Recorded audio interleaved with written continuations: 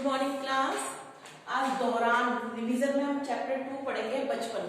कल चैप्टर 1 करा दिया था मैंने, आ गया था आपको अच्छे से। आज चैप्टर 2 निकालिए बचपन। मैं तुम्हें अपने बचपन की ओर ले जाऊंगी। मैं तुमसे कुछ इतनी बड़ी हूँ कि तुम्हारी दादी भी हो सकती है। जो लेखिका है वो अपने बचपन के बारे में हमको बता रही है। तुम्हारी नानी भी, बड़ी बुआ भी, बड़ी मौसी भी, परिवार में मुझे सभी लोग जीजी कहकर पुकारते हैं। हाँ, मैं इन दिनों कुछ बड़ा बड़ा यानी उम्र में सयाना महसूस करने लगी हूँ। शायद इसलिए कि पिछली शताब्दी में पैदा हुई थी। मेरे पहनने ओढ़ने में काफी बदलाव आए हैं। पहले मैं रंग बिरंगे कपड़े पहनती रही हूँ, नीला, जामुनी, ग्रे, काला, चॉकलेटी। अब मन कुछ ऐसा करता है कि सफेद पहनो। बट एक एज के बाद हम अकॉर्डिंग टू एज अपने ड्रेसअप पसंद करते हैं। कलर भी हो गया, डिजाइन भी हो गया, ठीक है। तो लेखिका जो है वो एक बड़ी एज में हो गई है, इसलिए उनको सफेद कपड़े पसंद हैं। गहरे नहीं, हल्के रंग। मैंने पिछले दशकों में तरह तरह की पोशाकें पहनी है। पहले फ्रॉक, फिर निक्कर, फिर वॉकर, स्कर्ट, लहंगे, गरारे और अब चूड़ीदार और घेरदार कुर्ते। ये अंडरलाइन करिए पहले लेखिका क्या क्या पहनती थी। बचपन में कुछ फ्रॉक तो मुझे अब तक याद है। हल्की नीली और पीली धारीदार वाला फ्रॉक, गोल कॉलर, बाजू पर गोल कफ, एक हल्के गुलाबी रंग का बारीक चुन्नोटों वाला घेरदार फ्रॉक, नीचे गुलाबी रंग की फ्रेम। उन दिनों फ्रॉक के ऊपर जेब में रुमाल और बालों में इतराते रंग बिरंगे रिबन का भी चलन था, मतलब मैचिंग का। अगर पिंक फ्रॉक है तो जो रिबन होगा वो भी पिंक होगा। लेमन कलर का बड़े प्लेटों वाला गर्म फ्रॉक में नीचे फट रखी थी। 2 ट्यूनिक भी याद है, चॉकलेट रंग का और अंदर की कोटी पे आती, दूसरी गे उसके साथ सफेद कोटी। ये लेखिका बता रही है कि उसको बचपन में वो कौन कौन से कपड़े पहनती थी और उसको कौन कौन से कपड़े पसंद है जो आज भी उसको याद है।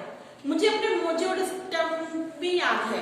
बचपन में हमें अपने मोजे खुद धोने पड़ते थे, मोजे सॉक्स, है ना। वह नौकर या नौकरानी को नहीं दिए जा सकते थे, उनकी सख्त मनाही थी। हम बच्चे इतवार की सुबह इसी में लगाते, धो लेने के बाद अपने अपने जूते पॉलिश करके चमकाते। तो इतवार यानी संडे को वो लोग क्या करते थे, अपने जूतों को पॉलिश करके चमकाते थे और अपने सॉक्स धोते थे। अब जूते कपड़े या ब्रश से रगड़ते तो पॉलिश की चमक उभरने लगती। सबर। मुझे आज भी बूट पॉलिश करना अच्छा लगता है। बूट पॉलिश मतलब शूज पे जो पॉलिश होती है। हालांकि अब नए नए किस्म के शू आ चुके हैं, कहना होगा कि पहले से कहीं ज्यादा आरामदायक है।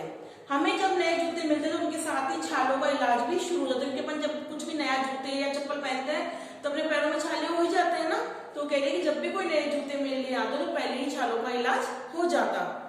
जब कभी लंबी सैर पर निकलते अपने पास रुई जरूर रखते। जूता लगा तो रुई मोजे के अंदर। हाँ, हमारे तुम्हारे बचपन में तो बहुत फर्क हो चुका है। हर शनिचर को हम ऑलिव ऑयल या कैस्टर ऑयल पीना पड़ता था। यह एक मुश्किल काम था। शनिचर को सुबह से ही नाक में इसकी गंध आने लगती थी।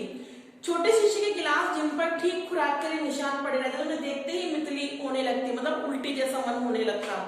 मुझे आज भी लगता है कि अगर हम न पीते तो वह शनिवार दवा तो कुछ ज्यादा बिगड़ने वाला नहीं था, सेहत ठीक रहती।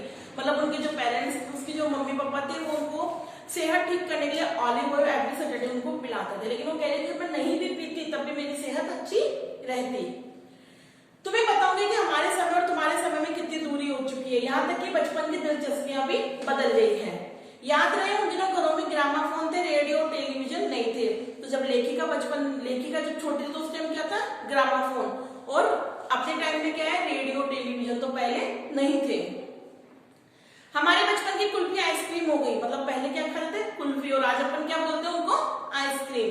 कचौड़ी समोसा पेटीज में बदल गई। पहले के टाइम क्या खाते थे, कचौड़ी समोसा, और आज क्या खा रहे हैं, पेटीज। शहतूत और फालसे और खसखस की शरबत कोक पेप्सी में बदल गए। पहले जो शरबत पीते थे उसकी जगह आजकल हम क्या पेप्सी ये सब पीते हैं ना। हाँ, उन दिनों कोक नहीं, लेमन बिमटो मिलती थी। शिमला और नई दिल्ली में बड़े हुए बच्चों को बेगर्स और डेबी को रेस्टोरेंट की चॉकलेट और पेस्ट्री मजा देने वाली होती थी। हम भाई बहनों की ड्यूटी लगती शिमला मॉल से ब्राउन ब्रेड लाने की। हमारा घर मॉल से ज्यादा दूर नहीं था। एक छोटी सी चढ़ाई और गिरजा मैदान पहुंच जाते, वहां से एक उतराई उतरते और मॉल पर कन्फेक्शनरी काउंटर पे तरह तरह के पेस्ट्री और चॉकलेट की खुशबू मन भावनी थी। हमें हफ्ते में एक बार चॉकलेट खरीदने की छूट थी। सबसे ज्यादा मेरे पास ही चॉकलेट टॉफी का स्टॉक रहता था। मैं चॉकलेट लेकर खड़े खड़े कभी न खाती, घर लौटकर साइन बोर्ड पर रख देती और रात को खाने के बाद बिस्तर पर लेटकर मजे ले लेके खाती। कई बच्चे तो होते हैं ना, कोई भी चीज मिल जाए तो फटाफट खा पी के खत्म कर देते हैं। लेकिन लेखिका कहती है कि मैं ऐसा नहीं करती थी। मैं तो खाना वाना खा के बिस्तर पे लेट के थोड़ा थोड़ा खाते, जैसे उसके पास बहुत सारा स्टॉक था। शिमला के काफल में बहुत याद आते हैं, खट्टे मीठे, कुछ एकदम लाल, कुछ गुलाबी, रसभरी, कसमन सोचकर ही मुंह में पानी भर आए। चेस्टर एक और गजब की चीज है, आग पर भुने जाते हैं और फिर छिलके उतारकर मुंह में। चने जोर गरम और अनारदाने का चूर्ण, हाँ चने वो जोर गरम की पुड़िया जो तब थी वह अब नजर आती है। पुराने कागज से बनाई हुई इस पुड़िया में निरा हाथ कमाल है, नीचे की तिरछी लपेटते हुए ऊपर से इतनी चौड़ी की चने आसानी से हथेली पर पहुंच जाए। एक वक्त था जब फिल्म का गाना चना जोर गरम बाबू मैं लाया मजेदार, चना जोर गरम उन दिनों स्कूल के हर बच्चे को आता था। कुछ बच्चे पुड़ियों पर तेज मसाला बुरकवाते थे, पूरा गिरजा मैदान घूमने तक ये पुड़िया चलती थी। एक एक चना पापड़ी मुंह में डालने और कदम उठाने में एक खासी रफ्तार थी। छुटपन में हमने शिमला रिज पर बहुत मजे किए, घोड़ों की सवारी की। शिमला के हर बच्चे को कभी न कभी यह मौका मिल जाता है। हम जाने क्यों घोड़ों को कुछ कमतर करके समझते हैं, उन पर हंसते हैं। ननिहाल के घोड़े खूब हंसपुष्ट और खूबसूरत है, उनकी बात सिर्फ कभी है।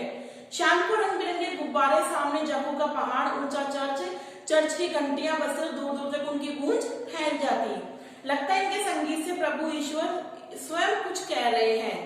सामने आकाश पर सूर्यास्त हो रहा है, गुलाबी सुनहरी धारियां नीले आसमान पर फैल रही है।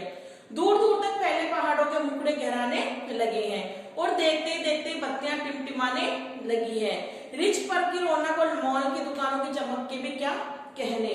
स्कैंडल पॉइंट की भीड़ से उभरता कोलाहल। सर्वर स्कैंडल पॉइंट के ठीक सामने उन दिनों एक दुकान हुआ करती थी जिसके शोरूम में शिमला कालका ट्रेन का मॉडल हुआ था। इसकी पटरी उस पर खड़ी छोटे छोटे डिब्बों वाली ट्रेन है। एक और लाल टीन की छत वाला स्टेशन और सामने सिग्नल देता खंबा, थोड़ी दूर पर बनी सुरंगे। पिछली सदी में तेज रफ्तार वाली गाड़ी वही थी, कभी कभी हवाई जहाज भी देखने को मिलते थे। दिल्ली में जब भी उनकी आवाज आती बच्चे उन्हें देखते बाहर दौड़ते, दिखते भारी भरकम पक्षी उड़ा जा रहा है। हवाई जहाज कैसा लगता है, पक्षी के जैसा लगता है ना, पंख फैलाकर। यह देखो वह गायब, इतनी स्पीड इतनी तेज लगती। हाँ, गाड़ी में मॉडल वाली दुकान के साथ एक और ऐसी दुकान थी जो मुझे कभी नहीं भूलती। वह दुकान थी मेरा पहला चश्मा बना।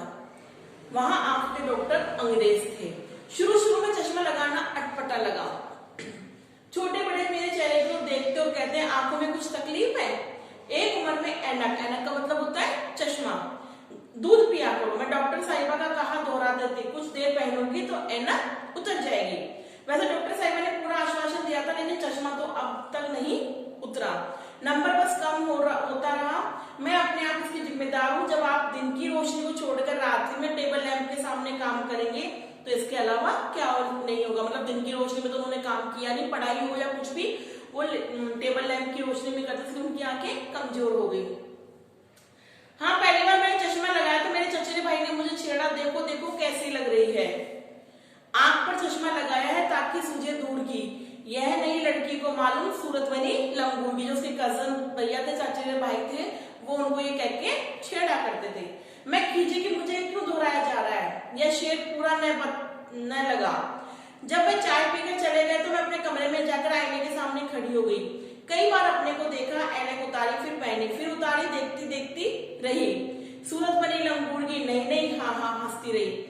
मैंने अपने छोटे भाई का टोपा उठाकर सिर पर रखा। कुछ अजीब लगा, अच्छा भी और मजाकिया भी। तब की बात थी, अब तो चेहरे के साथ घुल मिल गया। चश्मा जब कभी उतरा हुआ होता है तो चेहरा खाली खाली लगने लगता है। याद आ गया वह टोपा, काली फ्रेम का चश्मा और लंगूर की सूरत। हाँ, इन दिनों शिमला में मैं सिर पर टोपी लगाना पसंद करती हूँ।